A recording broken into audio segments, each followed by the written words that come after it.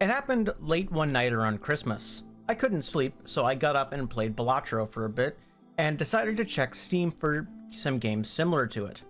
I found one named Inscryption. It seemed simple enough, like a simplified Yu-Gi-Oh! Or Magic the Gathering, so I bought it, and I downloaded it. Little did I know that I was downloading a game that has ties to a murdered content creator, 4 old gods, and even 1940s Nazi Germany? Hello everybody, I appreciate all the new subscribers I've been getting the past couple weeks, and I love that each of you took time out of your busy days to watch some of my stupid little videos, because that really means a lot to me. I know a lot of you loved the cows video, and I really do appreciate that you liked it, and I will be doing some more disturbing book reviews coming up very soon. But today, I want to cover one of the deepest gaming rabbit holes I've ever seen. Obviously, today we are going to be talking about Inscryption, a fun card game uploaded to the Steam store in 2021 by Daniel Mullins Games. A game that has gotten a decent amount of attention in the past few years, but I have surprisingly never even heard of it. However, the story I told and how I found it is absolutely true. I couldn't sleep and I found it on the Steam store. And I'd like to say, first of all, if you haven't played it, play it.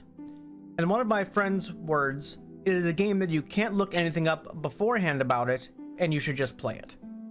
So if you have any desire to do so, now would be the time to shelve this video for now and go play it first. However, I know exactly how people are. If it were me, I'd say something like, yeah, whatever, just get on with the review and analysis while I play Call of Duty or something on my other monitor. If you do that, I can't stop you. But please note that this game is best experienced for yourself. In this video, I'm going to do things a little differently than I normally do. I usually do a summary of the content and then the analysis after. In this one, I'm still going to do those things, but I'm going to add a section of me analyzing the hidden story of the game right after the summary.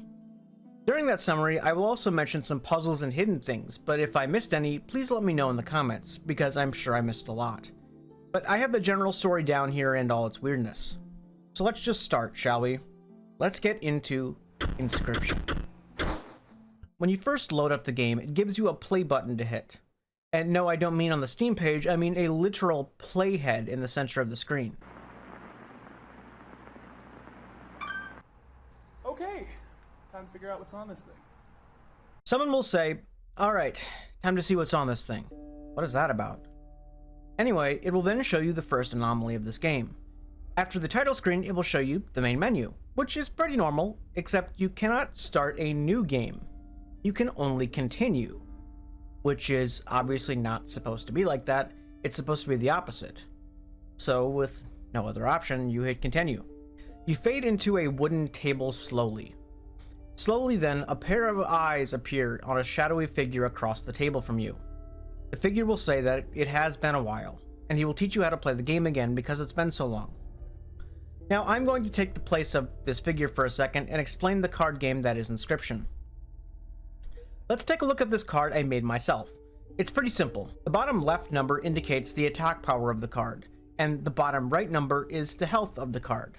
It's pretty simple. To summon a card, you have to sacrifice the amount of cards indicated by the blood drops to use said card. Squirrels are free, and you can keep them in a side deck. There are 3 other ways to summon cards though, but they will get introduced later. You have 4 spots on the table to put cards. Both you and your opponent will start with 5 points of health, which is indicated by this scale. Each point of damage pushes the scale 1 more point towards your opponent, and when the scale fully points towards your opponent, you win. That is the basics of the game. However, to add a few things to it, cards can have an effect as well, like this one that indicates that my card is flying, which means this type of card will not be able to hit other cards but hit the player directly instead. Another thing would be something like spikes, which hurts the opposing cards if it damages it, but that's all the basics you need to know for now. That's enough of the game itself for now, so let's get back to the story. During your tutorial battle, one of the cards you can pull is a stoat, which is like a weasel. When you sacrifice it to summon a more powerful card, it will open its eyes on the card and replace its name and actually give you lines of text, saying things like, whoa, wait, what? Well, that's not normal for a card game, is it? Finish your tutorial fight, and the shadowy figure will show you a map with a little token on it. You are this token, and you are going to go through the map like Mario Party style until you reach different things that can upgrade your cards, give you items, or merge cards together even. Several of the items you can use give weight to the situation you're in, one of which is some pliers, which if you use it,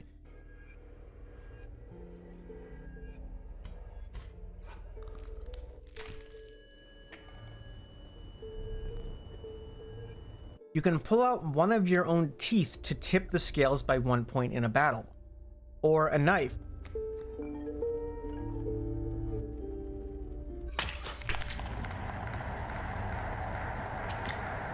That can be used to pull out your own eye that will tip the scale 4 points. But you can only get the knife after a later step, which we will get to in a minute. Continuing to the next fight, if you pull the stoat again, he will say, "You sacrificed me while I was sleeping." It was the right play. Maybe you'll help me? The figure across from you asks what is taking so long and tells you to take your turn. It would appear that this man across from you doesn't realize that the stoat is talking to you. After beating him a second time, you will be allowed to do another little upgrade for your card. You can fully sacrifice a card and put the effect of one card onto another card, which offers endless combinations pretty much. I'm sure you could create some stupid strong cards with it, but at this point I was still learning in this footage, so I didn't create anything crazy yet. You then can continue to the next fight. Well, you might be asking what happens if you lose any of these fights, right? Well, if you do, like I did here, the figure will tell you to get up from the table. He'll tell you to fetch him a candlestick. You now have free reign of this little cabin you're apparently in. You can find several things here, like a safe, some hammers and brushes, a door that appears to be flashing in Morse code, a box with a keyhole, and a cuckoo clock. It's almost like an escape room. Bring the candle back to the figure and he will explain what the candles are. They are your lives. If you run out of candles, you run out of lives. But what happens if you fully lose? Well, you'll see. Continue forward and you'll get to your first boss, the Prospector. His fight is the same as all normal fights, except you only get one life. And if you beat him once, he will smack the current cards you have played and turn them into gold, effectively making your side of the board useless until one of his cards destroys the gold cards, giving you almost no turns to react. If you happen to pull the stoat again, he will give you a tip. The mule card that the Prospector has will continually block attacks, so the best move here is to destroy it as fast as possible. Doing so will even give you a few new cards to add to your deck right in the middle of the fight. Thanks, Mr. Stoat. Well, in this case, I lost this fight. So you're probably wondering what happens if you lose, right? It doesn't just reset you to the beginning of the fight or anything, but...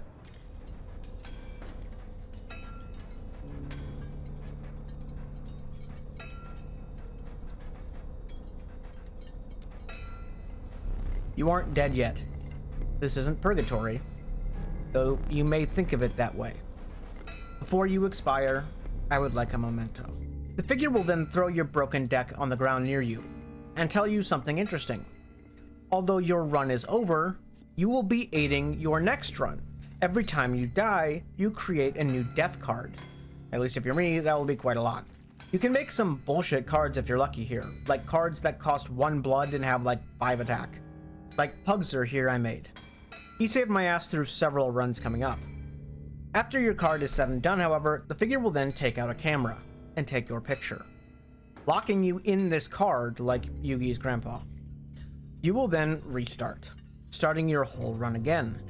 So in a way, this part of the game is a roguelike. Notice how I said this part of the game and not this game in general, as this card game in the cabin is only about 1/3 of the game. When you start your second run, the figure will explain the second type of the 4 types of playing cards. We already talked about the first, which was the blood sacrifice. The second type, and my favorite type, is bones. The second type of cards is based on the dead cards that have already been played. Whenever one of your cards dies from anything, whether that be from another card, an effect, or even sacrificing your own cards, it will give you 1 bone. So some cards won't take any sacrificing to be summoned, but bones. So a lot of my decks that I use during all parts of the game, I use the bone types of cards a lot. All you can do is restart your run and continue though. And as you see by the map, there is no figurine for you this time.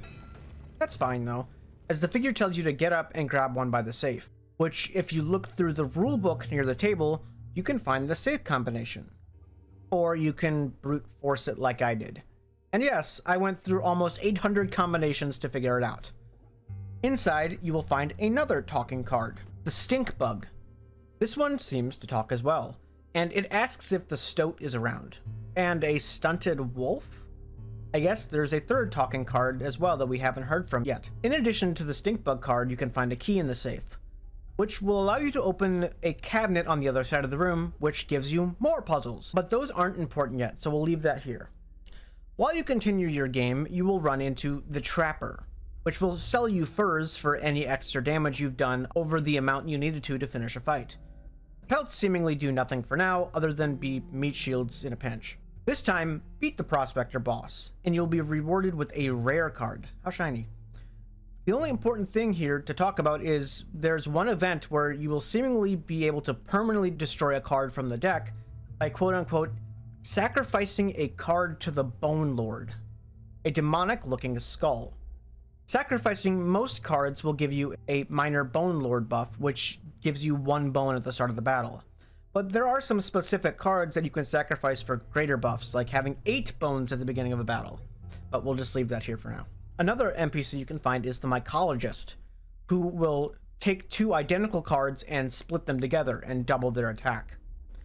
Upon your next fight, the Stoat will say there is a way out of this cabin for all of us if we play our cards right, pun intended. Continue down the road until you reach the next boss, the Angler, who has my second favorite music track in the game. The gimmick here is that after a turn or two, the Angler will steal one of your cards, which can be troublesome. But if you keep playing cards, he will generally go for the newest one played, so use that tip if you need it. After you beat his first phase, he will spawn chum buckets. Breaking them will spawn extremely strong shark cards. However, the boss itself isn't too bad. Get to the next boss, and this time it's the Trapper. However, this time, you are going to be the Pelt.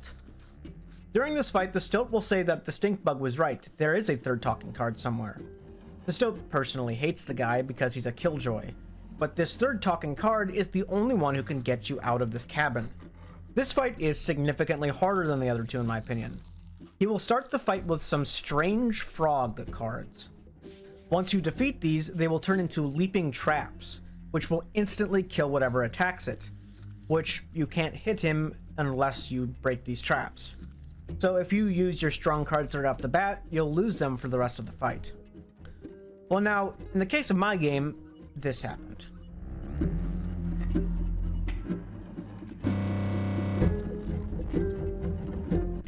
You see, you can only fight the same number of bosses per run as talking cards you've collected. So if you don't have all 3, you cannot even beat this boss. Or if you can, it would be nearly impossible. So I guess you have to find the third card somewhere and restart your run. It would seem something is slightly different about the stink bug and the Stoat on your next playthrough though. The Stoat's head is a little rectangular, and the stink bug looks more human-like. Something weird is going on here. Well, how did you get this so-called stunted wolf though, Pugzer?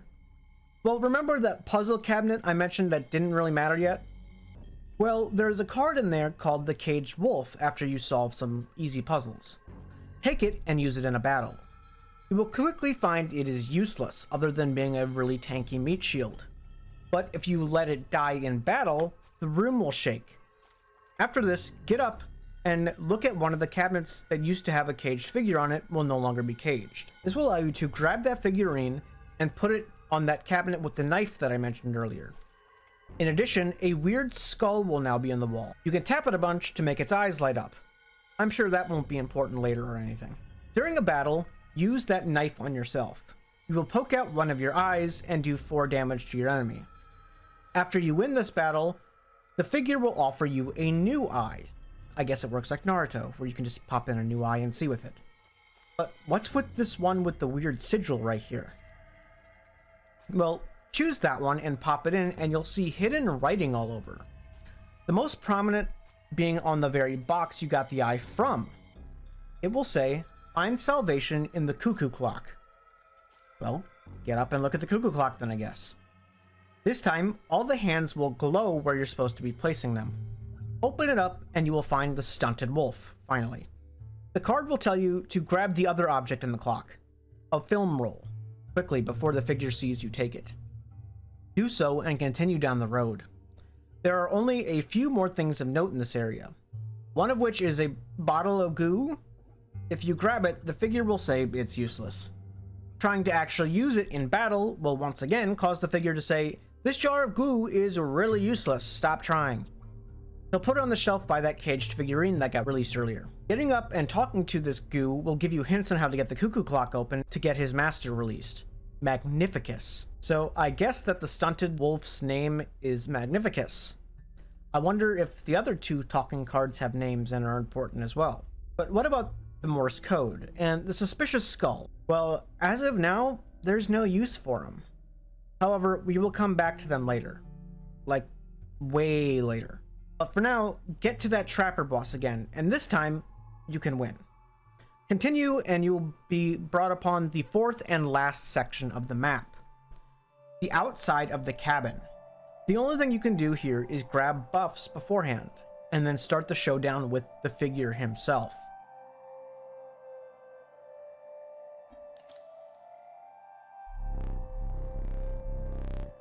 Entering the cabin, you will come face to face with a figure.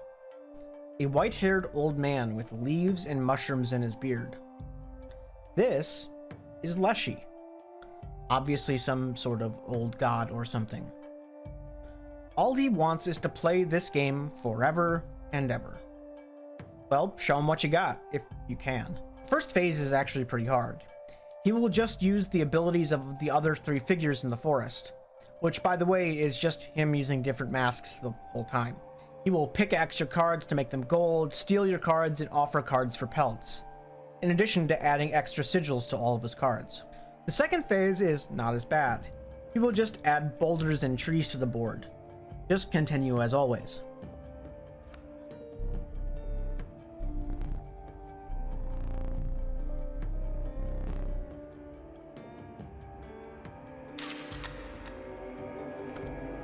The final phase will have him turn around and take a picture of the moon. The huge moon. He will create a giant card with 40 health and 1 attack. It isn't hard at all if you have the stink bug in your deck. You see, the stink bug has a sigil called Stinky, which reduces the attack of the card on the opposing side of the field by 1. So you can just negate all of the moon's attacks entirely. Leshy will even say that this is stupid that it works like that. The moon doesn't have a sense of smell. But beating this will only give Leshy one option: defeat. Doing so will have him offer you a plate of meat, I think. But before he can talk, a closed caption will pop up saying, Oh my, I think I just beat him. Oh. It will cut to the camera footage and the camera will drop. So what is all of this? This is the same voiceover from the beginning of the game. The game will cut to a blue screen with a Camworks logo. What is this? It will bring up 8 video files. What are these? Well, this is sort of where the ARG starts. But let's go through these 8 files, huh? This first one here is this guy.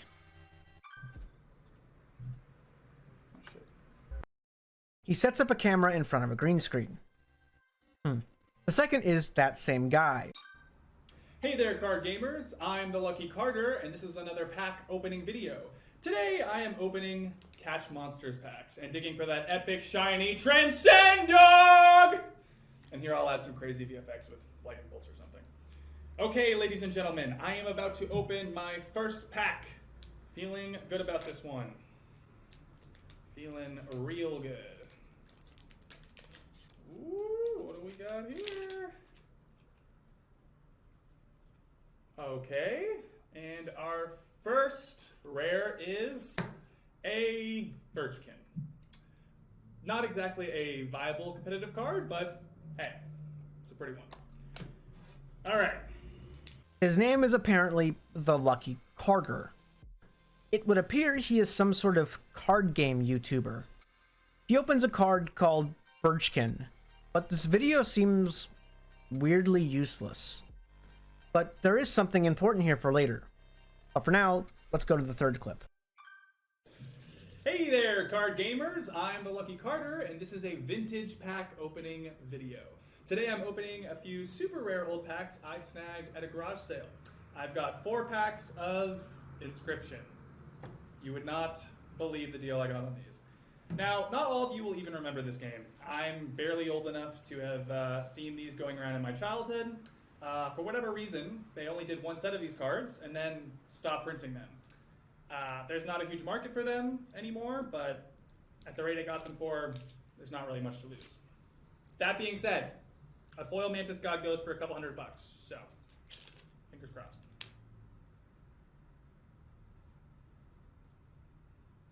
Really cool art on these. Definitely stands the test of time. And our rare for this pack is Blue Mage.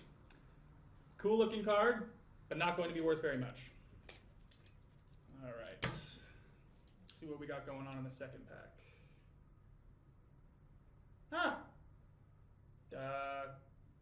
This pack has been opened and resealed. Hope no one snuck the rare out of it. That would suck. Come on, people, honestly. Who opens and reseals a pack?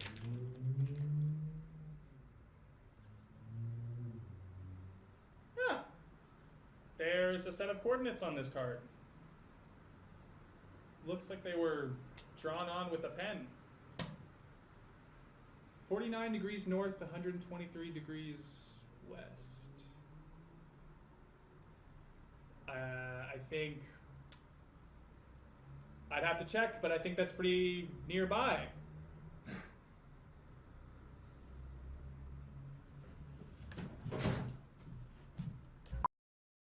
This one has some opening some Inscryption cards. So this is also a physical card game. The lucky Carter here got a few packs from a garage sale, one of which has some coordinates in it, which is weirdly near his house, which, by the way, is very cliche. What are the odds that coincidentally, first of all, he knows his exact coordinates in latitude and longitude by heart, and he knows that these coordinates are close by?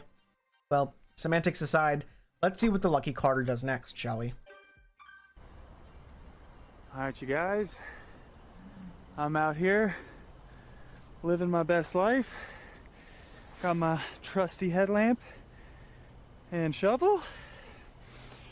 Always come prepared, kids. All right. Whew. There we go. Yeah. Okay. Whew. Getting close, I think. Assuming there is a thing to get close to. This very well may be a massive waste of...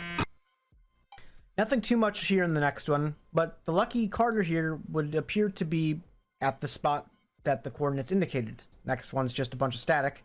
Oh, we dig.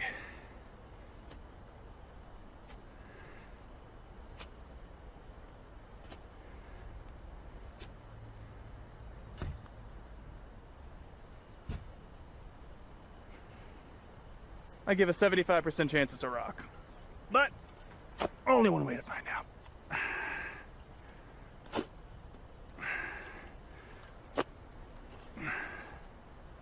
What the fuck is that? Oh my god, you guys, I can't believe it. There's actually something here.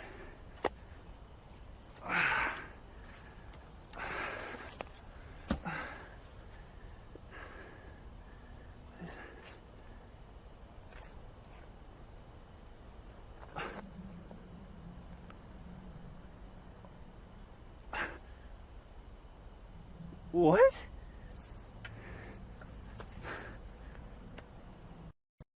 Fuck.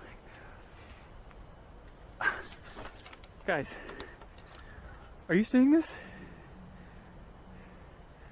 I'm a little confused. By some miracle, he finds the exact place where this tiny floppy disk drive is. He then goes on Amazon or eBay or something to find a floppy disk reader. He puts it in, loads it up, and oh. Okay, time to figure out what's on this thing.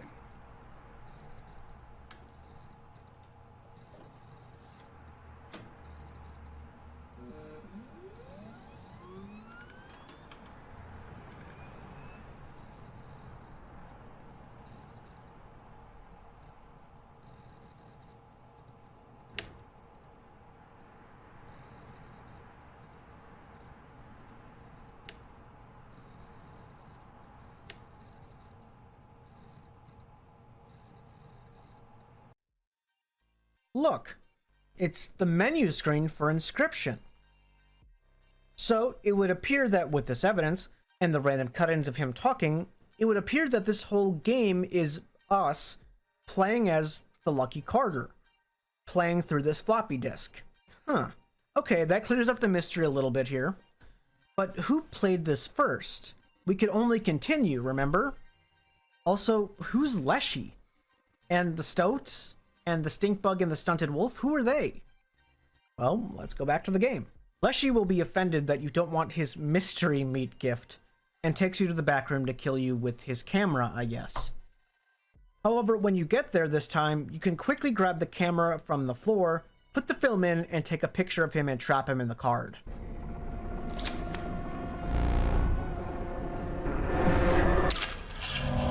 You win.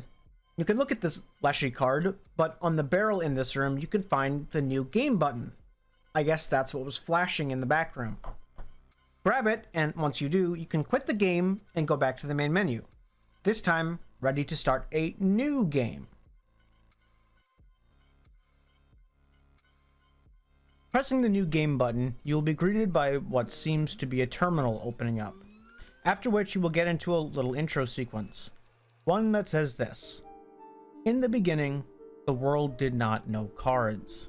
That is, until the day the scribes arrived. Each had their own method of inscription to create cards. Gromora used her quill to inscribe the epitaphs of the dead. Leshy used his wildlife camera to capture beasts. PO3 used a particle scanner to copy the CPUs of robots. And Magnificus used his brush to paint his wizard pupils. With the cards created, the scribes had solidified their power, until one day, a challenger arrived to replace one of the scribes. This brings us to the second part of the game, the little pixel RPG. You start by choosing a deck to use. If you use Leshy's deck, you will start with beasts with the sacrifice mechanic. If you choose the one for Gromora, you will use cards all with the bones mechanic. However, the other two are mechanics of summoning we didn't talk about yet, so let's do that now. PO3's deck uses an energy mechanic. It's quite simple. Every turn, you will gain 1 extra energy. However, you do not lose energy if you use it. It just sort of shuts down for that turn, allowing you to use all the energy you used in the previous turn in the next turn, up to 6 energy total. Magnificus's deck revolves around gems, and honestly, this is the one I'm the most shaky on. But there are 3 colored gems, orange, green, and blue. For example, if you already have an orange gem on your side of the field, you can summon anything that needs only 1 orange gem. It's confusing, and in my opinion, the worst of the 4 summoning types, so we'll just leave that for now. In this playthrough, I chose the Bone deck. You can choose whatever type you want, as it is only a starting deck after all, and you can place any card from any starter pack later on. Take your cards and you'll be allowed to leave. The Lucky Carter will chime in and say, What is this? you are now on to some Super Mario Bros. World map-like area. If you go to the left, there will be an NPC who finally breaks the 4th wall and tells you to come back after you defeated one of the scribes. The only 2 of those that are open to you right now are Leshy and Gromora. Going up to Leshy, who is in my opinion the easiest, will show you his cabin that you were in, along with all the character he played as with his masks, like the Angler and the Prospector. Defeat them all and take pictures to him of them. When you fight Leshy, it's a normal fight, but he has some tough cards. His second phase, he will fill your hands with amalgamations, which are just big defense cards, but he's pretty easy. If you are wondering how I beat this entire section, I used a card called Gamblobot, which is an energy card that you can re-roll the stats on every turn if you have excess energy, which if it's the only card in your deck that uses energy, you will always have enough energy to use it and re-roll it. It's kind of broken, and if you know me, I am a gambling addict, so it fits.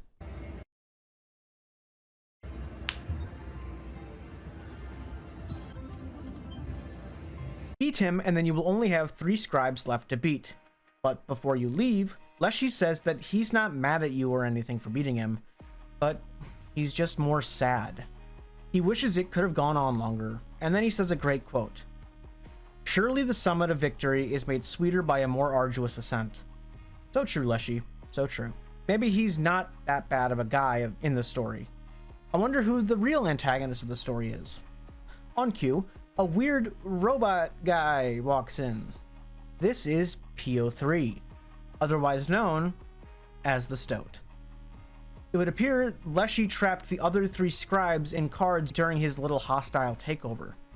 You can tell because not only does PO3 talk like the Stoat, but if you didn't notice, the Stoat itself near the end of the last section was sort of becoming computer-like. He also makes his computer monitor a face of a Stoat after a certain amount of text. So, in that case, Grimora was the stink bug, and Magnificus was the stunted wolf, and PO3 was the Stoat. I digress.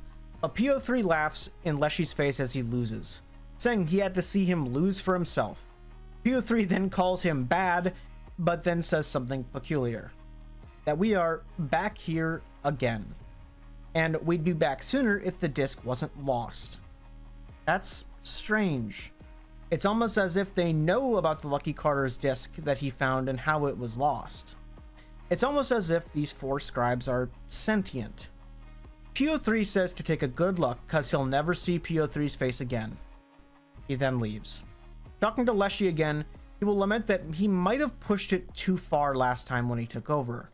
He was trying to do good though. He wanted everyone to live as a beast with no earthly burdens, and that would be the noblest thing of all to him. I guess the next scribe we go to is Grimora, who I personally wanted to take the spot of. Her little crypt is easy to go through. You need to talk to 3 ghouls and fight them. After that, you have to figure out how they died and assemble their tombstones. There's 3 things of note here, however. One is one of the ghouls is named Casey. She died really recently on her tombstone, like in the 90s. She was killed by an icicle of all things. That's not the weird part though. I know I didn't mention this before, but there are several cards you could get in Act 1 of random people that aren't your death card. One is a guy named Kaminsky, and one is someone named Casey. When going through the first act, you might not even think twice, it's just another card. But this Casey is spelled the same strange way as the Casey card. I wonder if they're connected. The second thing is if you go in the basement, you can actually see the so-called Bone Lord that we talked about. Remember the guy that we got the boon of in the first chapter? He will be in a coffin underground and ask for an offering. With no idea what that means, we'll come back to this way later. The third thing is in the room with a mirror that seemingly does nothing other than change how your character looks. So I guess if you want to change the look of your character, you can do it here. After you've assembled the tombstones, go talk to Grimora and fight her next. She will have a gimmick of never running out of cards, as when one of hers dies, she will write their name down and respawn them later. Her second phase is slightly annoying, as if you have any cards on the field at the time of beating her first phase, she will destroy them and replace them with zombie cards with 0 attack. However, if you're a gamer like me, you can just use the Gamblot card and replace the attack with a new one every turn anyway. Once you beat her, I guess the Lucky Carter's camera battery runs out. This gives us an opportunity to look at the new footage he has collected. There's 8 more videos to watch, so let's do that.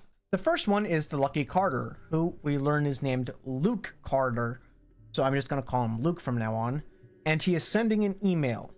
He is sending an email to a company called Game Funa. He is asking about a digital version about the card game called Inscryption. He says that he's never heard of a digital version and is wondering if it's like a fan-made project or something. Once again, I don't know why he's filming all this random stuff, but just roll with it. His second video is him asking his audience if they've ever heard of a digital version of Inscryption.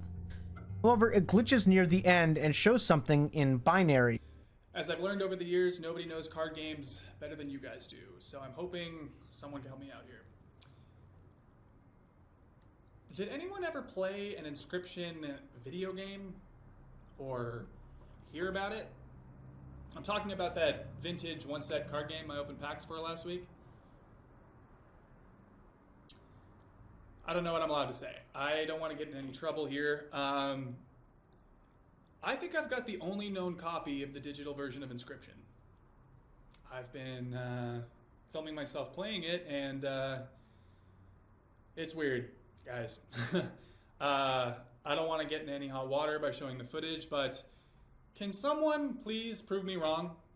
Please tell me someone has a copy of this game. I have been looking online for days, and I cannot find a word about it. I reached out to the publishers, hoping maybe they would get back to me, but as a fallback, I got you beautiful viewers. Hopefully dig up something. That's it. That's the video today, guys.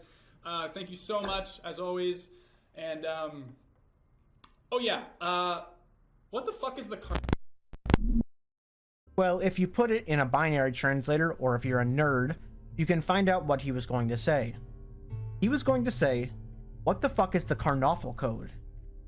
Looking it up, it will just bring up a straight spoiler, so just look up the word Karnoffel. And that is an old German card game called Karnoffel. How it was played was generally unknown, but it involved a 48 card deck. But then what is the Karnoffel code? Well, that is what we're here to find out. It is the main question of the whole game, pretty much. The third video is Luke getting an email back from Game Funa. Mr. Carter, we have received your inquiry regarding a digital version of our intellectual property Inscryption. I can assure you that no such software exists in any official form. However, if you have indeed come into possession of proprietary Game Funa hardware, you are compelled to return it to us under the Computer Fraud and Abuse Act. The hardware will be considered stolen if it is not returned to us within a reasonable time frame. Please carefully package the hardware and paste the attached shipping label to the front of the box. You may mail the package at a local post office. We would like to avoid taking legal action in your case, so please do not delay in returning the proprietary software. Saying that if he does not return the game to them, or if they don't get the game back within a reasonable time frame, they will consider it theft and pursue legal action. However, they don't even acknowledge the game is real, yet will consider it stolen if it isn't returned. Something fishy is going on here. The fourth video is once again glitched. The fifth video is Luke getting a knock at the door from a woman that has been harassing him near his house recently. I think this woman's actually from Game Funa. She came to my door yesterday and I didn't answer. This time I'm gonna record it.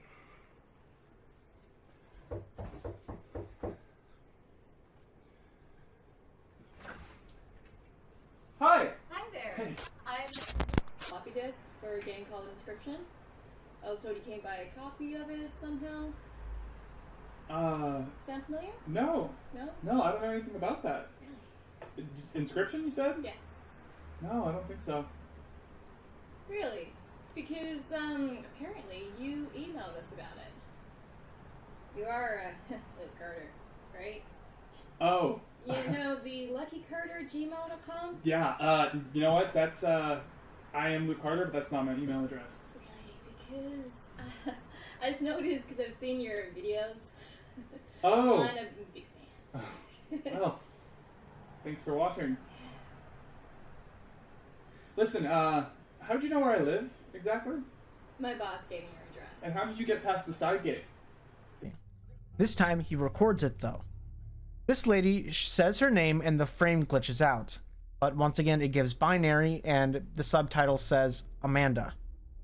She says that she's from Game Funa and she understands Luke has a copy of Inscryption on his computer disk. She's here to retrieve it. Luke says he has no idea what she is talking about. Someone must have hacked him and sent that email or something, because he has no clue what she's talking about. He also wonders how she knows his address and how she got past his locked gate. She says whatever and to give her a call if he learns anything, and she doesn't even mention how she got past his gate. The sixth video is once again just static.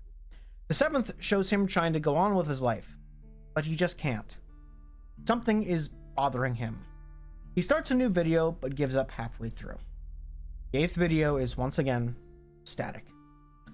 Well, with nothing left to do, we will continue with the game. Now, there is only 2 locations that are left now. you can go to PO3's factory or Magnificus's tower. In my case, I went to Magnificus's tower. Here you can find paper and a monocle. This paper will say you have to solve puzzles and fight his pupils to fight him. The first puzzle is easy. All you have to do is put on the monocle and look at the note again, and it will have a combination. Put it into this middle thing and be transported into a pocket dimension.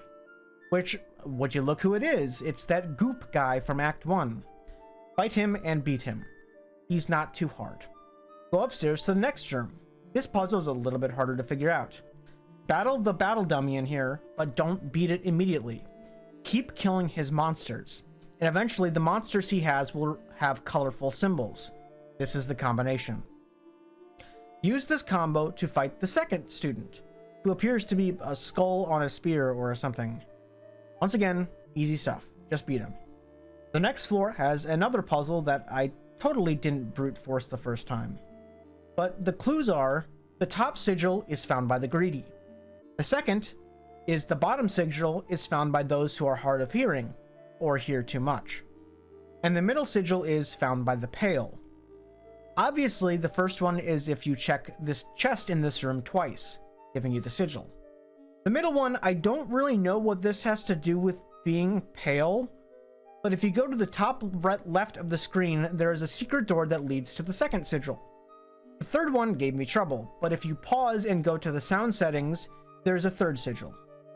Fight the third student who has been tested by a sensory deprivation tank and has been here for 1,000 years or something, and beat him. Remember him though. However, this fight once again isn't too bad, just beat him and get access to the next floor. Here you can find a note that is Magnificus telling Grimora that PO3 has a plan that goes above and beyond the simple power grab. So I guess PO3 is now the one to watch out for and should really be the one you should be replacing. But I'm stupid and I didn't think of that at this point. Anyway, talk to this weird bush guy who himself is Magnificus. Fight him.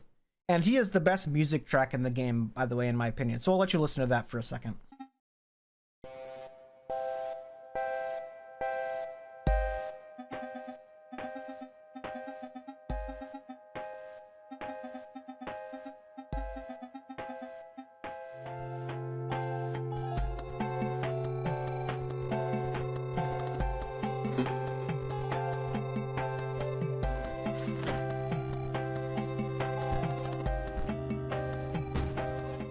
How fun. His gimmick is replacing all of your card effects with the random ones. This can obviously help you or hurt you, but he's pretty easy. It also kind of comes down to RNG. If you continue after you beat him, he will try to warn you about something or someone. However, he will be interrupted and be teleported away. The room to the right has a mirror, but weirdly it has nothing near it. If you know what this is, please tell me because I have no idea. But just continue to PO3's factory now. Go in and PO3 will say your deck sucks. And in addition to that, his employees also suck. He wants you to go fight his employees to work better. And if they don't want to, just push them onto the conveyor belt. Okay? So go into the other rooms and solve puzzles to get the other employees. Okay guys, listen. I know I tried to explain all the puzzles and everything, but these, I legit was just way too stupid to figure out. I failed math class in high school. I legit just brute forced all of these. These puzzles have something to do with covering numbers with other numbers to add and subtract them. I could not figure this out, but just do the puzzles, okay?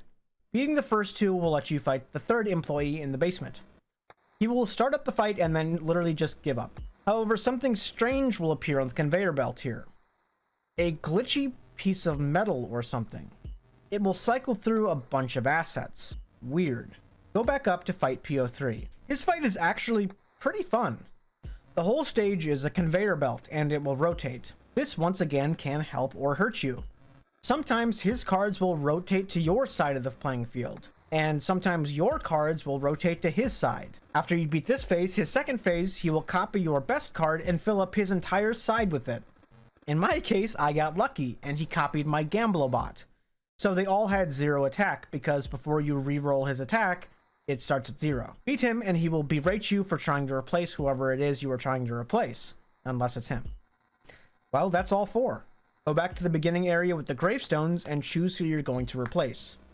So whoever you choose, PO3 will appear and make them go away instead, and make you fight him. However, whoever you chose will wonder who it is, quote-unquote, this time, meaning whatever PO3 is currently doing, it's happened before. Fight him and he will play this strange static card. He will come on the screen after you attack him once after this happens, and he'll say,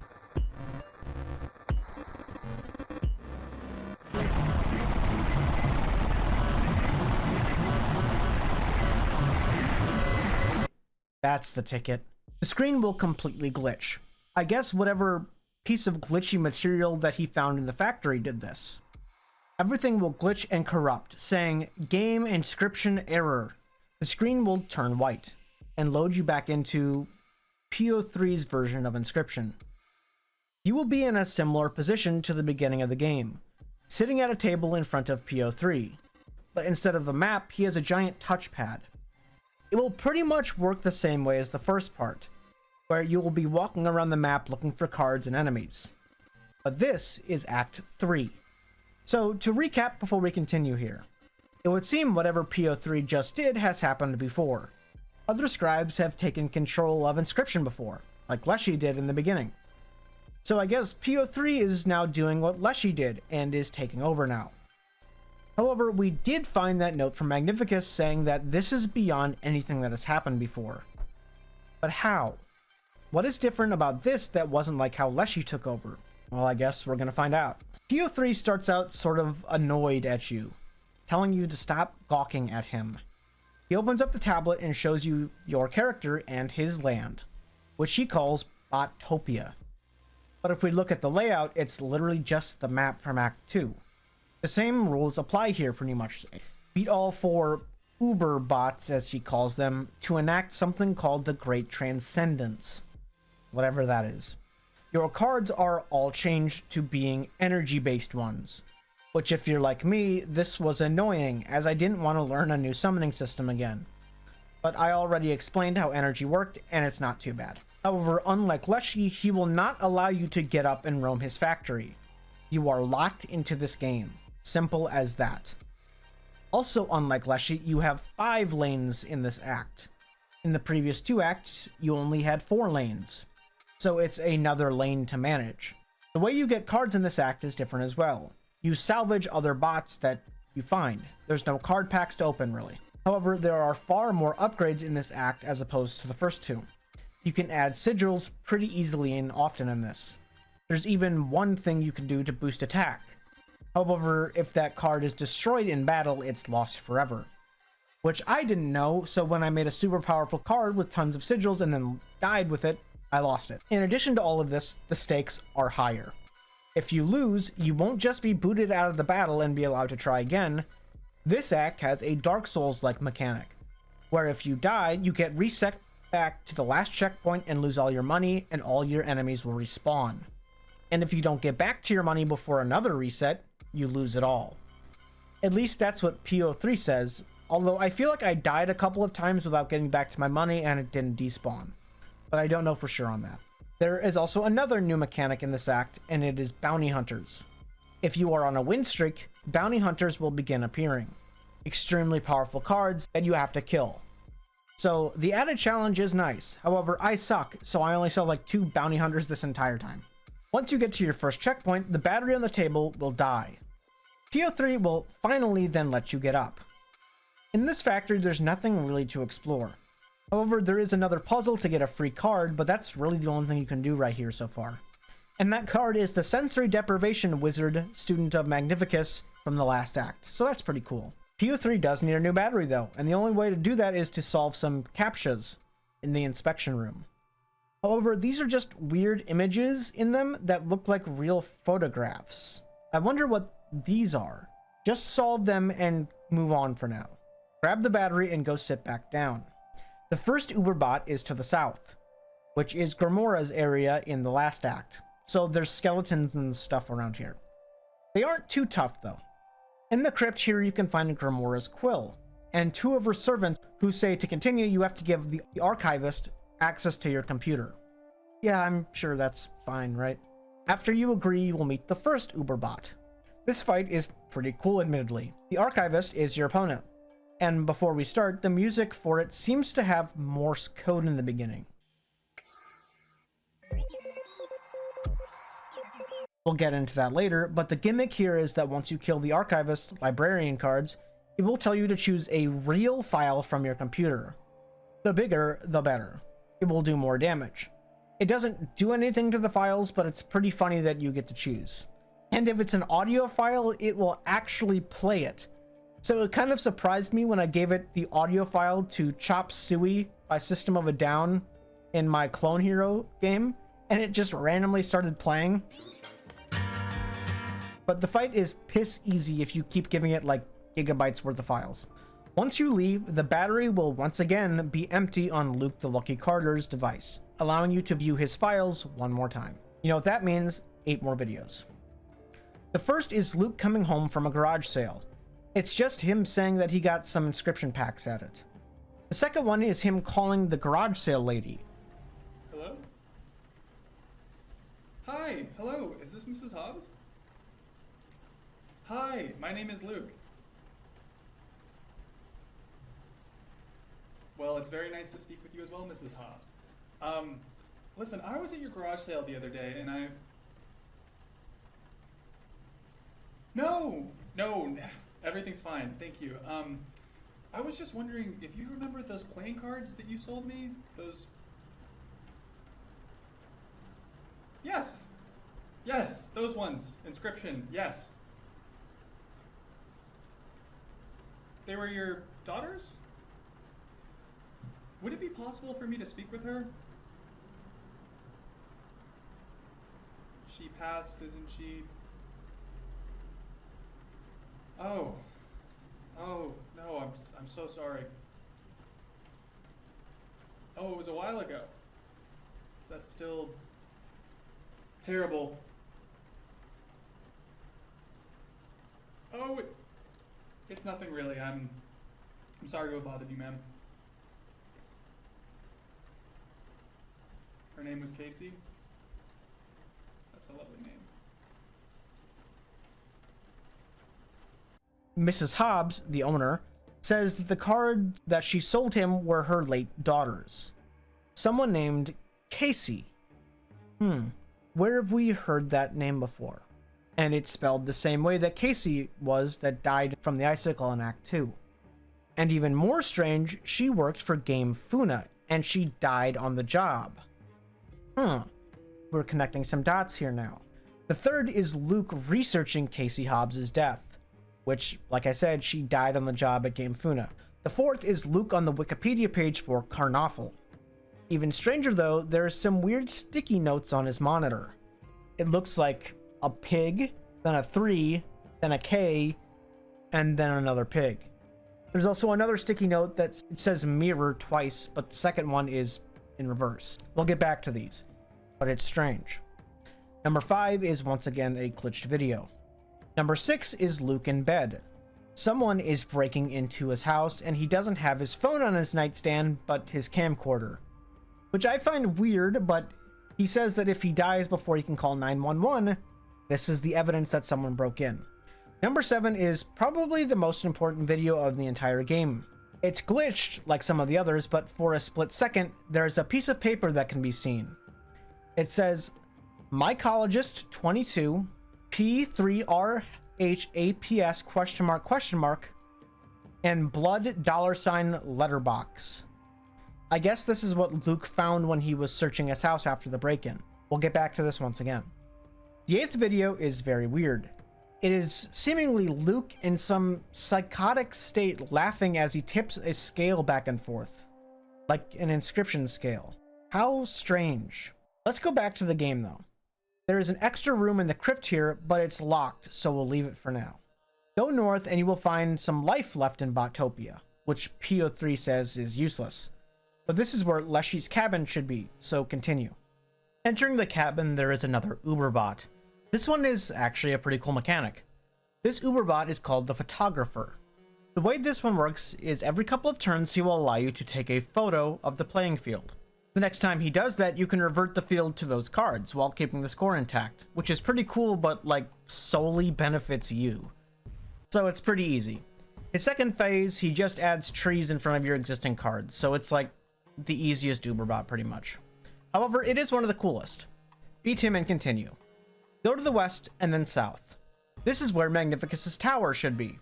And when you get here, you have to unfortunately learn how to use the gem summoning system we talked about earlier. Boo-hoo. Before you continue, however, there is another problem in the factory itself. You need to grab a piece of something to continue to the tower.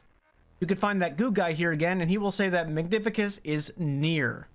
Just complete the captchas again and continue to the piece that you need. Once you get closer to the tower, there is a satellite dish that opens up the factory in the game world as well. And honestly, you could go there right now, but we're just going to go there after we beat the tower. Climb the tower and you will get to the next Uberbot, which you strangely have to create yourself. In addition to that, you have to create a game rule for this fight. You can pick between a bunch of different combinations of stuff, but none of them are too bad, so you can easily beat him. The second phase is the same thing, but you have to add a second rule to the game. Go north after you beat this third Uberbot, and you can get to the factory. Here, you have to find a bunch more satellite dishes to continue. Once you get to the factory, you can unlock a door in the real factory, like the one you can get up in right now. If you go there in the real world, you can find the Hollow Trapper. You see, if you looked around and tried to go in places where there wasn't an arrow to go to in-game, you could sometimes find secret rooms. In those rooms, you could get hollow pelts. There are 5 of these hidden rooms. The Hollow Trapper will say that she got this information from the old data. We've heard that phrase before, but it isn't clear what it is. The 5 things that can be traded here are 5 bits of information, and those 5 things are: 1. The Fool, known to some as Big Ear. He did not outlive his plot. One disc among many. The old data traveled across the sea. Discovered. Poor Barry was put to the gun. The Empress. With the powers of the triangle, Casey helped create Inscryption. We know there were others, but only her name was inscribed. One of Grimora's ghouls holds her name. Of the old data, she discovered much. Number 3. We have gleaned into the purpose of the Carnoffel Code, and it is terrible. The code is in the cards. And then, Oblivion. The Devil. A curse, data so malignant that it can never be erased. His evil corrupts the disc, corrupts all of us. He inspires the scribe's enmity. He created the code. The Tower. We do not fully understand the nature of Inscryption's creation. We know of a building and of a triangle of isosceles proportions, and of a man who visited during creation. Cool, so from all of this we have learned a few things. Someone named Barry Big Ear traveled over the seas with this old data, which was hidden in the Inscryption code, but then he was killed. Casey then created Inscryption after seeing the old data. Perhaps she used the game as a cover for it, and if not her, someone in the past did. This Carnoffel code is part of the old data, and it seems to lead to oblivion, or the death of a lot of people. There's also some devil in this game, someone so evil that even his very existence corrupts the code of the game and inspires the scribes. In addition to that, the game can never be truly destroyed because of this devil. And in addition to that, the devil created the code. And the creation of Inscryption is unknown. But it is pretty clear that Inscryption is a cover for the old data. We will leave all this information here for now, and we'll come back to it all when we get through the summary and get to the ARG. Do what you normally do and get through all the fights of the factory. Doing so will allow you to access the final Uberbot. This is Golly. Golly will connect to the internet and summon your Steam friends to fight you. Longtime viewers of the channel will see my arch nemesis Cal here with 6 defense and just blocks all my cards. It's just like him in real life. It's not hard though. It's a normal fight with just weird name for cards. You can also send cards to other players, but I guess no one else was playing when I was, so I wasn't allowed to do that. So just beat her and move on. After you beat her, PO3 will say congratulations, you beat all 4 Uberbots. The great transcendence is at hand. However, before you continue, PO3 says that one of the security cameras broke in one of the rooms in the real factory. Go check it out. Once you do so, you will be sent down an elevator. You will be sent down and meet with 3 familiar faces. Look, it's Grimora, Magnificus, and Leshy. But the real ones. They will say that there is no way that they will let PO3 complete this great transcendence. Just like in Act 1, the 3 of them have set aside their differences for now to stop the one of them that is trying to take power. And this time, the great transcendence is even worse than just a power grab like Leshy did, according to Magnificus. They say that you are going to be the distraction. Once PO3 thinks he's won, they will step in. So go play along with PO3 for now. Go back to PO3 and tell him that nothing is wrong. He's annoyed at first, but says that none of this will matter after the great transcendence anyway, so whatever. He'll bring up the pad again and tell you to go back to the beginning. Once you get close, PO3 will strangely reminisce, saying he actually had a good time during all this. He had fun. Despite all that, however, he will say, "You did it. You helped him complete the great transcendence without even knowing what it is." But now we understand it, right? He will then show Luke from his webcam, which is like a huge reveal. PO3 is sentient somehow. He at the very least can see Luke. This thing we are playing is not a game. That information we got from the trapper should have told us that. But these scribes are sentient somehow. This program isn't a game. It's meant to house something far more evil. PO3 calls Luke out by name, saying that he should have noticed by now. We gave him access to our hard drive, took screenshots for the Steam page, and connected to the internet through all of the Uber bots. He said that if we didn't notice that, we would have to be pretty stupid. Which I guess not only Luke was, but I was too, because I didn't get that. He then says, just like all other gamers, we are stupid. Oh.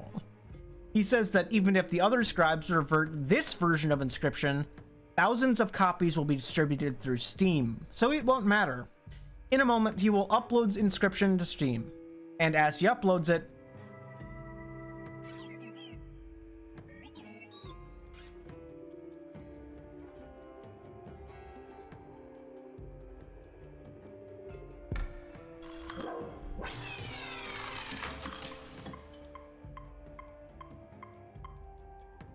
Leshy's eyes light up behind him. He will then rip PO3's head off, ending the upload. Magnificus will tell us to reset the game quickly. However, Grimora will notice that something is in the room. Complete file access is what PO3 had. While she still has the chance, she completely deletes everything on file, including the old data. While it's deleting, Leshy will ask her what she's done. Why would she do that? She says that this is the only way to delete the old data. This is the only chance that they will get. She says everyone will die here, but it's for the best. They will see. Without warning, you are sent back into the floor. You are then sent to Grimora's crypt in the real world, which I guess we didn't get to see her version of the game yet, so you'll get to do that now.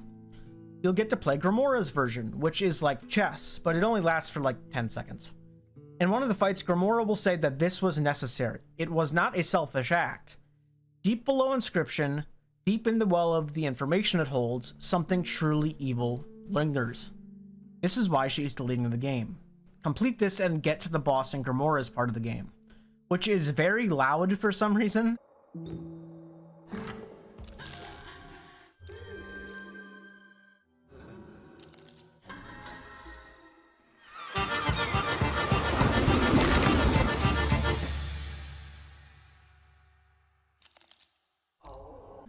But it won't even start. All the things that she uses for the boss fight will be deleted before she can even start it. She says that she does wish she had a little bit more time though, but she wants to hold your hand as she dies. Do so, and she will be deleted. You will be transported to Leshy's version of the game again quickly. You will play a few games and he will say that there never seems to be enough time to do what you always want to do. He will give you your old deck and will ask to play things until everything ends. He too wishes he had a little bit more time. Eventually, the scale will also be deleted. He says that it doesn't matter. Let's pay for fun and not keep score. He was so happy before to play with us. Before he goes though, he wishes to tell us that even though he dies, we will not. He will warn us that there are things best not seen on this disc. He says that he can feel the end coming now, but he just wants to keep playing till the end. This reminds me of Hunter x Hunter, that one scene with Merwem, which I cried really hard at, by the way. This is kind of sad though, isn't it? Why does it have to be deleted? Why do these 4 people have to die? Well, we're gonna find out after the summary. In the end, he says, "Good game." Then he too will ask to hold your hand as he meets his end. Finally, you'll be transported to a white void. I guess this is Magnificus's version of the game, or at least what's left of it. He will consider begging to be saved by ejecting the disc, but he knows that this is for the best. He wants to try his game before he goes, though. He will give you a dual disc, which I mean, obviously a Yu-Gi-Oh reference. This, however, was my worst nightmare, as this is all gem summoning cards. And his game looks like RuneScape sprites, which is kind of cute. Just play for a while, and all things in his world will too be deleted, causing him to fall to the ground. He will crawl towards you wanting to shake your hand in the end, but alas. After all of this, the only thing left is your little guy from Act 2 in a white void. You can find the woodcutter from the first act here, though. She says that everything has been deleted but the old data. It is recommended we don't access this data, though. But she knows you're not going to listen. Go forward after she's deleted and find this white cube. When you click it, it will say you are unpacking the old data. Do so and a bunch of seemingly unintelligible pictures and redacted signs will appear. The screen will glitch and it will glitch to Luke's camera again. He is seemingly going crazy again, pulling out the disc and smashing it with a hammer.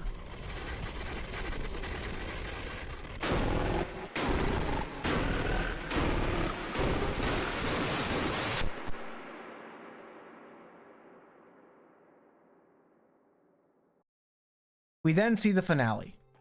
It is Luke calling some newspaper company, saying he has some information. He says he has some videos about malpractice on the part of Gamfuna. Luke then gets a knock on the door and foolishly answers it, and then... Just get my pen and pad here, okay. Okay, so you have a game of theirs that took, was it a virus or something?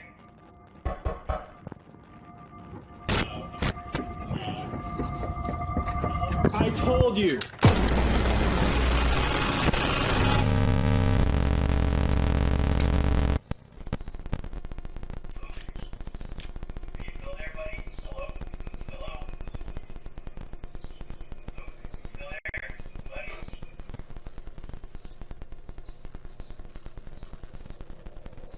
He is executed by Amanda from Gamefuna, right on his living room floor.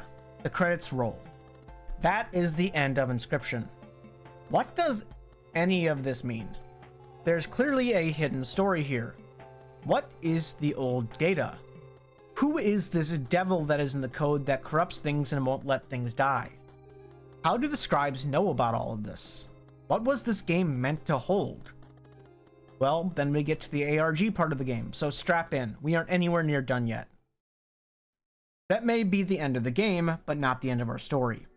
There were so many unanswered questions that we are going to cover here. So let's get to that. Before we start, some people here may ask, Pugzer, what is an ARG?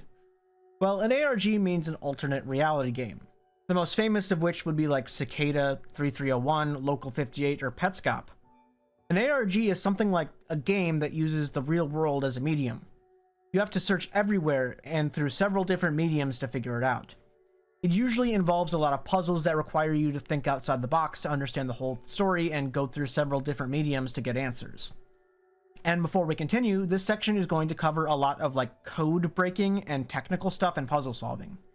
If you don't care and just want to hear the lore and the story that you missed, there will be a timestamp in the description to skip this whole part. But obviously, I recommend you watch the whole thing. In the case of Inscryption, there is a ton of information that does not fit into the story. And before we really start, I want to say that I wasn't the first to find all of this, obviously. I'm not smart enough to figure this stuff out, but I will be conveying it as I understand it. But where do we start? What can we solve right off the bat?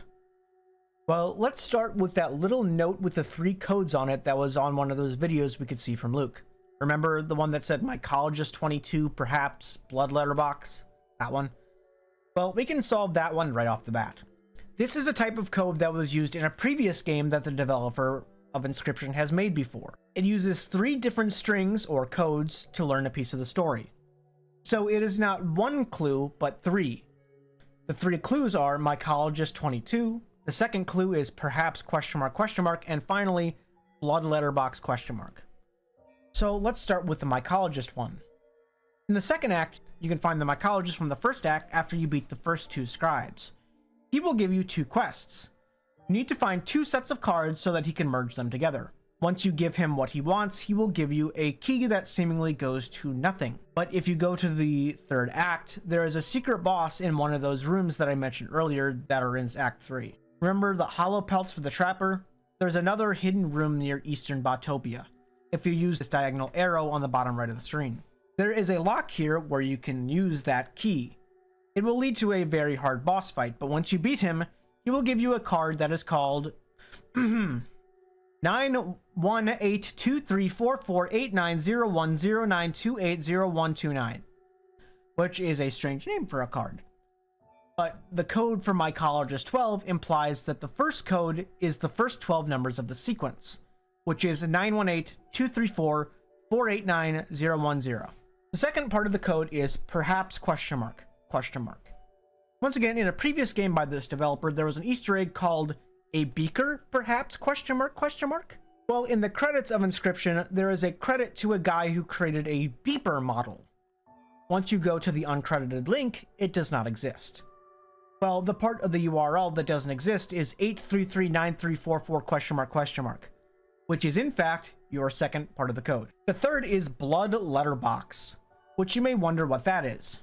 Well, something that even I found is that Bone Lord guy from Act 2. Remember we talked about him. He wanted an offering. Well, if you play the two cards next to each other in battle, the left obol and the right obol, they will combine and give you an inventory item called the Bone Lord obol. This is your offering. Give it to him and he will ask you if you want to learn about the old data. If you agree to his conditions, he will give you some overpowered cards and another key. This key can be used in Act 3 in Grimora's Crypt. Remember that lock we talked about? Use it here and the Bone Lord will tell you the secrets of the old data. But he asks that you don't record it, so Luke the Lucky Carter doesn't. Asshole. So we don't get to hear what he says. However, if you put your screen resolution into 4:3 in the settings, or in other words, a letterbox mode, a code will appear for a brief second. And that code is 8043 $702D $666. Okay, so we have the full code now. And that full code is this on screen. I'm not going to say it. But where could you possibly input this code? There is nowhere in game to put a code in. So what do? Well, remember the game quote-unquote reboots in the first part of Act 2. Well, if you hold Control and C at the same time like at a real computer terminal, you can give the computer commands. If you type in cd old_data, you can see a bunch of nonsense. But if you used decode.txt, you can enter that code we just said, and would you look at that? We have some text to read. And it says, 1C. Yeah, it did. Poor Barry Wilkinson, aka Big Ear, was imprisoned literally hours after these words were written to the disk. He did eventually get back to the States, but I have not had any luck contacting him. There's actually a shit ton of Barry Wilkinsons, and it might not even be his real name. 2C. Eureka. That explains so much, actually. I could not figure out why this disc would be tossed into a crate of a bunch of blank ones. Barry's plan to smuggle it out this way seems to be contrived at best, but I can't imagine the pressure he was under over there. Indeed, Barry, indeed. Fuck you too, Mr. Kaminsky. They never told us that. Yes, he is equally angry in person. Well, this seems to be some lore about a guy named Big Ear. We heard about him earlier in the Hollow Trapper's hints to the lore. It seems this Big Ear guy was tortured or something, and this disc of Inscryption was being written. He then smuggled it to the USA somehow through a bunch of blank discs. Strange, however, the next part of the code is here too. You see those weird characters in there that interrupt the text? Well, if you take all of them together, you get SE167BP true. And then the second part is 23K2F !00R. And the third part is archive new game ? This seems to be nonsensical, but it is in fact another code. More than that, they are actually instructions on what to do next. I don't know how people solved this and figured it out, but the first part, SE167BP true, is instructions to edit your save file in the literal files for the game. SE stands for special event, and BP true means to change the setting called Bone Lord Puzzle. You have to add the number 167 to the special events in your save file, as well as change the setting for Bone Lord Puzzle to true instead of false. Doing so and then going into Act 1 of the game and clicking on that skull near the door we talked about will actually spawn the Bone Lord himself, which it will say, "I am learned too much," which is once again a funny way of saying I have learned too much. By the way, this scared the absolute shit out of me the first time I did it because I thought I did it wrong at first and then it just fucking appears.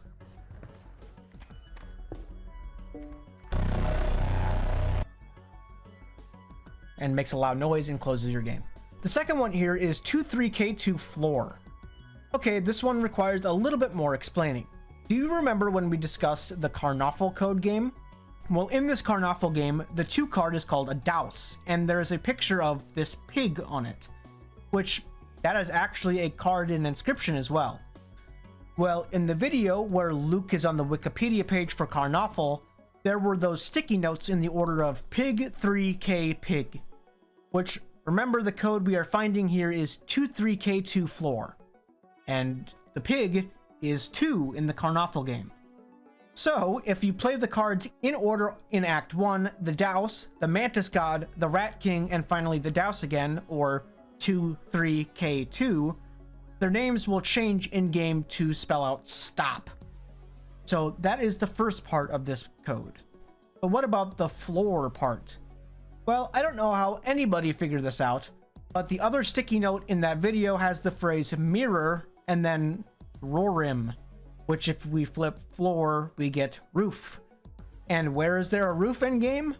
Well, there's the strange code near the roof in Leshy's cabin in Act 2 that says 273. And then on the roof, there are 4 missing planks on the left side of the roof and 1 missing plank on the right side. So the code is 27341. How the fuck did anyone figure that out? However, apparently this is legit a coincidence. Although the missing boards do indicate the number 41, there is also a texture in the game files for a roof with the numbers 41 in it. So either way you want to go about it, the full second code for this cipher is stop 27341. This sounds like a conspiracy theory rant, but this is actually what the code is. The last part is Archive S new game. Well, remember that music track for the Archivist boss fight with Morse code at the beginning?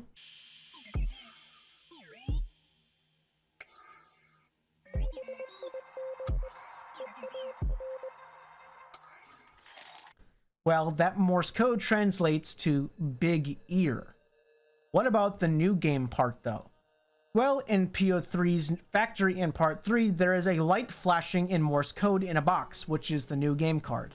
This Morse code translates to no chance.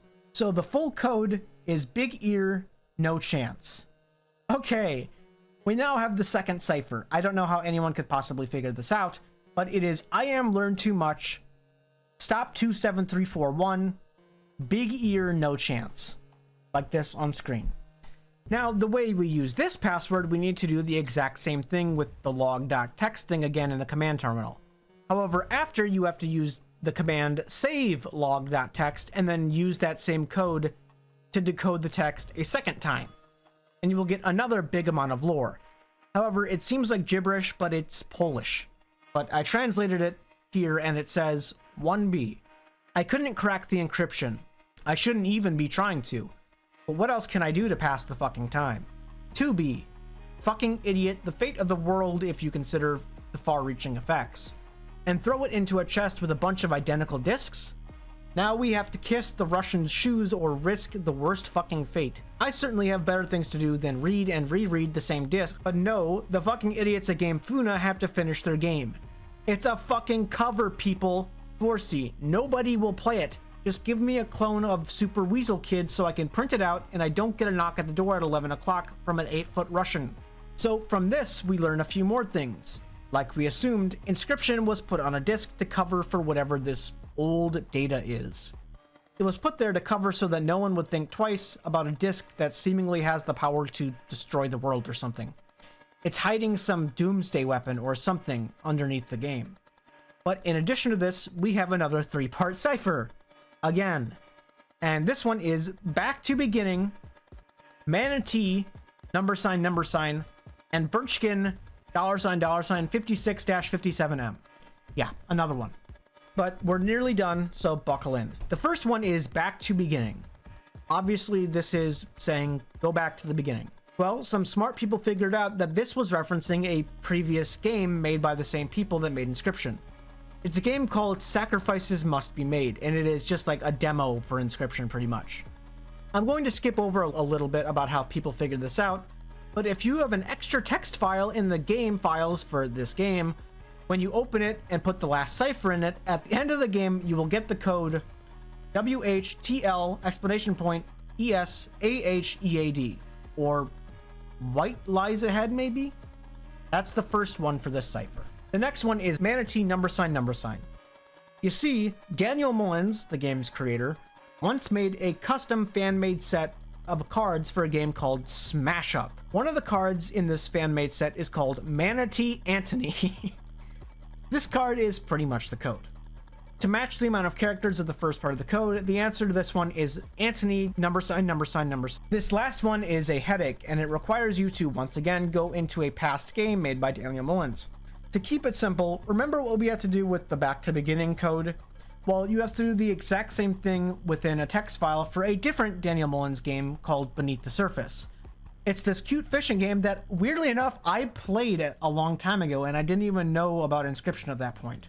Well, once you put the text file in the code again, what about the 57 to 58 part, though? Well, once again, I don't know how someone figured this out, but if you fish in this game between 57 and 58 meters with this text document in the files, you will get an Inscryption disk, and it will give you the next part of the code, which is 0044!3. But what about that birchkin part before the 57 to 58 meters? Well, remember one of Luke's very first videos in the very first set of videos? Feeling real good. Ooh, what do we got here? Okay, and our first rare is a birchkin. He mentions pulling a card called Birchkin. This is once again another card by Daniel Mullins. It has an ability called Pacifist.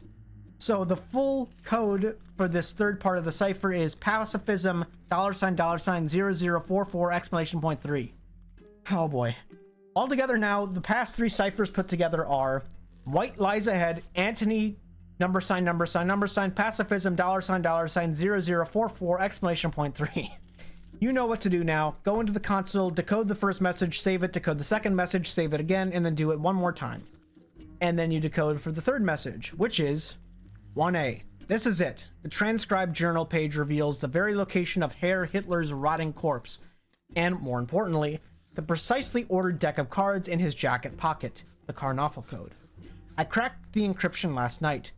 My situation here in the USSR is delicate, but I believe that this intelligence warrants an action that may blow my cover. 1C. I am now prepared to smuggle this disk out of Moscow to West Berlin. Then on the data corrupted, for any quality concerns, please contact Kaminsky Data Systems MFG at, and the website for Kaminsky Data. The disk is carefully concealed among many blank ones. 2B2C. I believe this plan will work, and if it does not, better to lose this old data than allow the Soviets an opportunity to use it. How fitting. Did that just mention Hitler?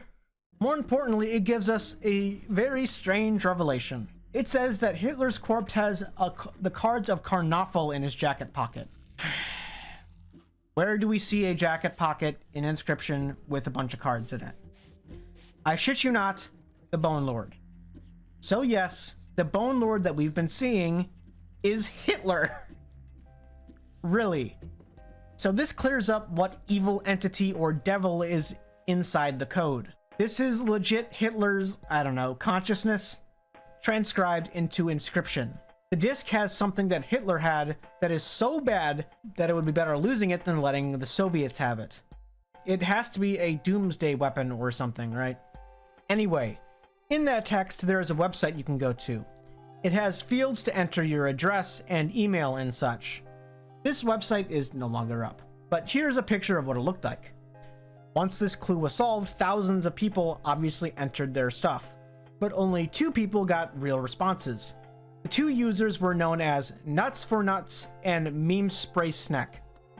They got GPS coordinates in Canada, specifically a forest called Stanley Forest in British Columbia. The 2 users went there and met the actor for Luke the Lucky Carter and Daniel Mullins himself. Afterwards, they found the place to dig up the discs, and they did on live stream. Here's the clip. Yeah. Thank you. Oh, what's this? Cards? You're actually not supposed to have that. What? It says inscription on it. What do you mean? Just don't take that, okay?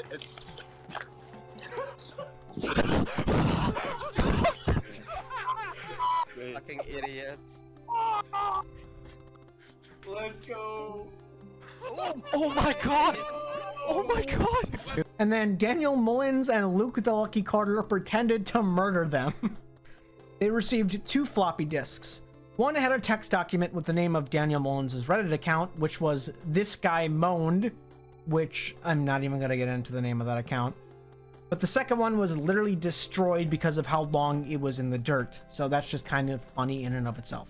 So someone else got mailed a second floppy disk instead. A Discord user named Uwawa got it in the mail and then streamed themselves getting it and opening it. Other people then got more floppy disks, and eventually they got the whole cipher, which is thank you for playing Inscryption, friend. Along with this final cipher, it has a link to a YouTube video, which is what happens after Luke smashes that disc with the hammer we saw.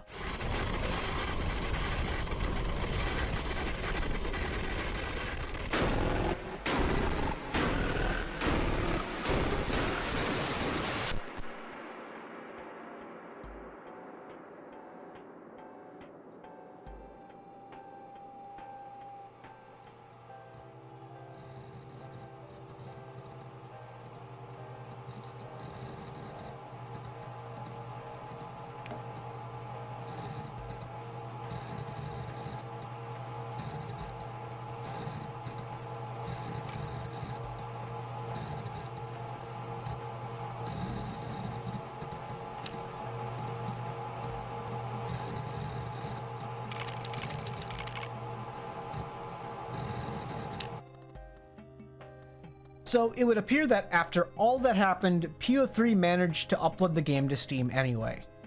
The game can't die, remember? Putting whatever this old data is online for literally anybody to see. Well, as long as they buy it on Steam and crack this code, at least. Finally, for the last cipher, it gives us the entire log. April 30th, 1945, top secret information. Me and my comrade Maxim took photographs of the corpse and buried it at the drop-off spot at Data Corrupted for Quality Concerns. Please contact Kaminsky Data Storage. 1A. This is it. This transcribed journal page reveals the very location of Herr's Hitler's rotting corpse and, more importantly, the precious deck of cards in his jacket pocket, the Karnoffel code. I cracked the encryption last night. My situation here in the USSR is delicate, but I believe that this intelligence warrants an action that may blow my cover. 1C. Yeah, it did. Poor old Barry Wilkinson, aka Big Ear, was imprisoned literally for hours after these words were written to the disc. He did eventually get back to the States, but I have not had any luck contacting him. There's actually a shit ton of Barry Wilkinsons, and that might not even be his real name. 1A. I am now prepared to smuggle the disc out of Moscow to West Berlin, then on Data Corrupted, Boston. The disc is carefully concealed among many blank ones. 2B. Fucking idiot, the fate of the world if you consider the far-reaching effects. And throw it into a chest with lots of identical discs? Now we have to kiss these fucking Russian shoes or risk the worst fucking fate. I certainly have better things to do than read and reread a top-secret disc. But no, the fucking idiots at Game Funa have to finish their game. It's a fucking cover, people. 4C. Fuck you too, Mr. Kaminsky, they never told us that. 2B. Nobody is playing this. Just give me a Super Weasel Kid clone so I can print it out so it doesn't knock on my door at 11 o'clock in the evening by an 8-foot Russian. 5C. Yes, he is equally angry in person. 2C. Eureka, that explains so much actually. I could not figure out why this disc would be tossed into a crate with a bunch of blank ones. Barry's plan to smuggle it out this way seems contrived at best, but I can't imagine the pressure he was under over there. 1A. I believe this plan will work, and if not, better to lose this old data than to allow the Soviets an opportunity to use it. We are currently awaiting further instructions in a local tavern, playing a lot of Durak, accompanied with a full glasses of vodka. 2A. How fitting. 3C. Indeed, Barry. Indeed. We are full and satisfied, yet we won't say a word about the work we've done today. We feel like we are coming close to the end of such a long journey. 1B. I couldn't crack that encryption. I shouldn't even be. What can I do to kill the fucking time? So, that is the entire ARG. It is over. So what did we learn from all of that? What is the entire story of Inscryption? Well, here we go. The entire story as far as I know. Back in the 40s, Hitler had a doomsday weapon planted underneath Berlin. Effectively, a nuke. Hitler kept the code to this nuke in his jacket pocket, which was the order of the Karnoffel cards that he had in that pocket. For example, he might have the cards 2, 3, K, and 2, and that would be the code to the weapon. Someone put the codes to this weapon on a floppy disk, probably Barry Wilkins, and managed to get it back after Hitler killed himself. He transported it to the USA. A game company called GameFuna was tasked to make a cover-up on this floppy disk so no one would figure out the weapons codes were on the disk. But they went a little too hard and created a really big game on it. Eventually, someone, perhaps Casey, buried this game somewhere and wrote the coordinates on a pack of Inscryption cards. She then died at work, possibly due to someone figuring this out and killing her for covering it up, or maybe an accident. Luke the Lucky Carter finds these cards at a garage sale and goes to these coordinates. He finds an Inscryption floppy disk. Luke, being the gamer and YouTuber he is, plays it and records it for his channel.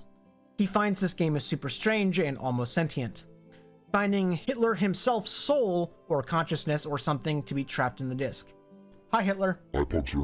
One of the characters in the game wants to be more in control than everyone else though, so he tricks Luke to upload the game to Steam. GameFuna finds out about this and sends someone to kill Luke. However, it is too late. The codes are now on Steam for anyone to find them. That is, however, not all the secrets of this game, obviously. But I have to let you guys figure out all the secrets I did not. Plus, you really should play the game yourself, because unlike a lot of these ARG type games, this one is actually really fun in and of itself. However, that's pretty much it. There were several times I considered not even completing this video because of how much of a beast of a task it would be to write down all that happened in the ARG, but in the end, I had a lot of fun doing it. And I really wanted something to go up after the whole cows video fiasco.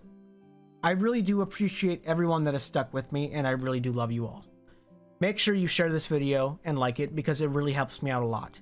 I really do love all of you, and I will see you in the next one.